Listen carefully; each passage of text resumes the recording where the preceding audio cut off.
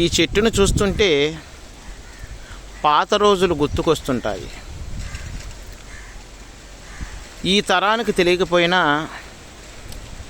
పాత తరం వాళ్లకు వారి జీవనానికి ఈ చెట్టుకి అవినాభావ సంబంధం ఉంది.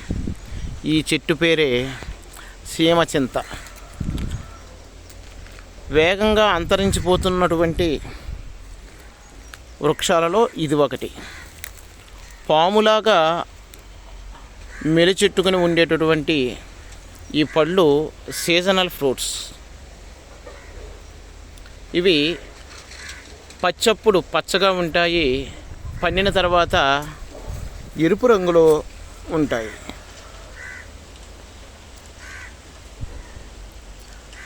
ఇవి పచ్చిగా ఉన్నప్పుడు వగరగా ఉండి ఇలా రంగుగా ఉండి పండిన సమయంలో మధురంగా ఉంటాయి.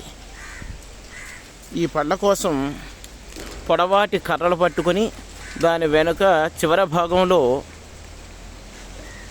ఒక పుల్లను కట్టి డొంకినిలాగా తగిలించి చిటారు కొమ్మను ఉన్నటువంటి ఈ కాయని కోయడానికి చాలా కష్టపడేవాళ్ళం.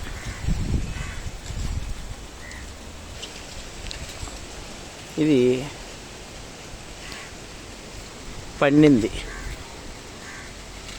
ఇలాగా పొట్లు విచ్చి బయటకు లోన ఉన్నటువంటి పదార్థం కనిపిస్తూ ఉంటుంది. ఇది మధురాతి మధురంగా ఉంటుంది. ఈ కాయలు ప్రతిదీ కూడా పాము చుట్టుకున్నట్టు మెలితిరిగి ఉంటాయి. ఇలా ఉండటం ఈ పళ్ళ ప్రత్యేకత.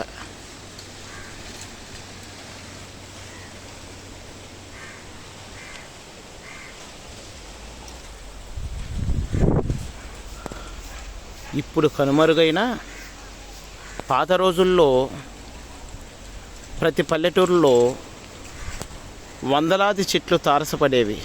ఇప్పుడు ఎక్కడో ఒక చోట పక్షులు వెదజల్లిన విత్తనాలు ఎక్కడో ఒకటి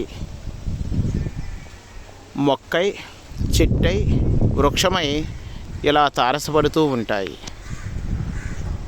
ఇప్పుడు నా కంటపడింది. కనిపిస్తున్నటువంటి ఆ ఎర్రపండు మధురాతి మధురమైనటువంటి సీమచింతకాయ